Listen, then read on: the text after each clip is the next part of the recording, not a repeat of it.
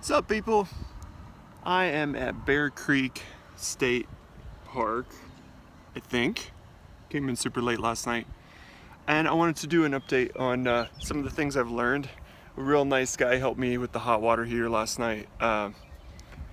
And it just made me think of how much has actually happened in the last couple weeks. So I haven't posted much because I've been so flippin' busy trying to figure this thing out. But yeah, I've been in the RV for about let's see, 2 weeks now. I spent 1 week at St. Vrain Park, State Park, up towards Longmont, and then I had this weekend just kind of roaming. Stayed at a friend's house and did a little stealth camping on Saturday night. Yesterday I was out hiking all day, and I really wanted like a shower and you know, just some comfort. So I was like, yeah, I got the state park pass. I should just look up. There's like 2 or 3 in Denver city limits. So I was already on the south side of town, and I thought I'd check out this Bear Creek place. So it's pretty basic. It's pretty basic, but it was cheap. It's like $20 a night with an annual pass, which I have, which is better than the last place I was at. Was like 28 bucks a night.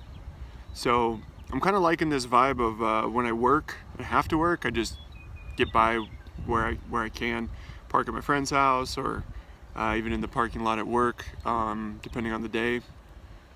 And then on my days off, I can kind of roam and go camping. So since it's still April, I'm just hanging out in the city limits, trying to figure out my rig. But hopefully as the summer goes on, you know, these 2 or 3 day stretches, I can peel out of town. So let's go in the RV and I'll show you some things I've learned. So thing number 1, you don't need that much electricity, at least in this rig, to get everything going. So I have found that between my car battery and the battery that's in there, it will power the heat for at least a night or 2 off the propane. And yeah, and that's been easy. The one thing I have not been able to figure out is the refrigerator. So I got the fridge to run on AC. There is a propane option on there. I just can't tell if it's lit or not, or if it's working. So that's something to figure out today, hopefully. But so this is the realness shot of kind of what it looks like after I've been in here. So I slept in here last night, made some breakfast this morning, and I'm trying to like live as close to the way I like to live as normal, and just see if I can make this work without it being too much work. So like, I want to know, is it realistic to be able to cook every day, and how long is my freshwater tanks gonna last? I have real small tanks. I'm talking like 10-gallon hot water and maybe 20 or 30 gallons freshwater. So taking my lazy time this morning, I took a nice, I don't know, 3 to 5 minute hot shower. I cooked some eggs and potatoes on my cast iron, so I was using propane. Last night I let the heater run at will. Obviously the fridge is plugged in, and then I did all the dishes and whatnot. So you check out my tanks. Now this was full last night. Battery obviously is fully charged because I'm plugged in. Freshwater tank, we're down to a third of a tank already after one night and like full on, just, you know, I'm not really conserving much. Black tank, I'm at 1/3, and gray is at 2/3. So hopefully that helped give you an idea of like how long it's gonna last.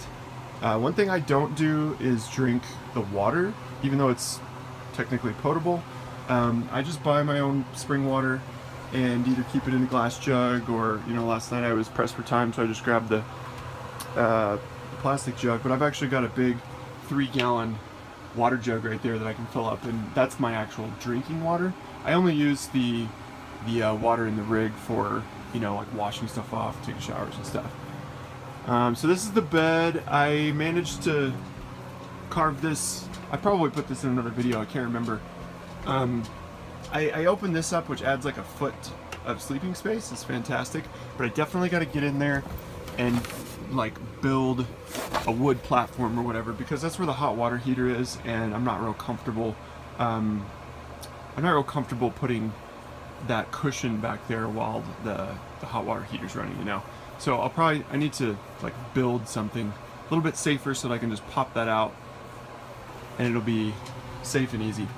The other thing I have discovered is I'm gonna have to get some kind of little vacuum shop vac thing, man. It gets dirty and dusty in here quick when you're popping in and out, and being outside as often as I am, I'm just dragging stuff in like crazy. So, and it's accumulating after a couple of weeks. So I think I'm gonna go pick up like a little dirt devil, something like that. Also, man, there's just no way around the fact that things are gonna fall over when you're traveling. I've already broken a couple of things that I forgot to like secure. So, and then, you know, every time I stop, the dishes in here are all like sideways and falling over. So that's gonna take some improvement. But otherwise, you know, everything is fit relatively well. After a couple weeks, I'm down to, you know, I gotta go do some laundry today, but I still have, I don't know, 3 or 4 shirts hanging, a couple of sweatshirts, and my dirty laundry is definitely full, but you know, it's not big. It's like 1 load's worth. And then my bathroom experiment, well, at least it's working. I figured out how to get hot water and put a fancy shower head on there. It's working. Now I gotta identify what's up with these little spideys. Got some spider friends hanging out. Also, all my crap is just sitting on the floor still.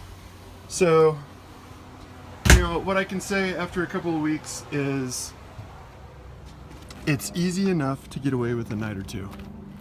Even if you don't have power, you're not connected like I am right now. The whole point is to be relatively mobile and off-grid. I think I would like to add another battery at some point, just because I can. But otherwise, unless I'm gonna use the television, which I really don't, but if I wanted to be lazy and do that, that's the only thing in the air conditioner that really requires that power hookup. Colorado is so dry during the summer, even though it does get hot, thinking that the AC is not super critical. So, and then I think I maybe videoed this last time, but I've got my ground wire running through the bottom of the rig and then plugged right into the ground. If you don't know what grounding or earthing is, I really encourage you to check it out. It'll change your life. It really improves your sleep. Just go to www.earthing.com. No affiliation nor proceeds go my way. It's just some shit I really believe in, and it works. Yeah, so that's the deal.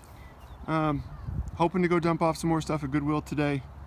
Lighten the load. I still have a couple of bins of things I'm toting around that I just I mean, it's been a couple of weeks, I haven't touched it, so what am I doing, you know? But I need to get rid of some of those things, do some laundry, and just catch up on life. So that's where we're at, man. Hope everybody's having an awesome day. Peace.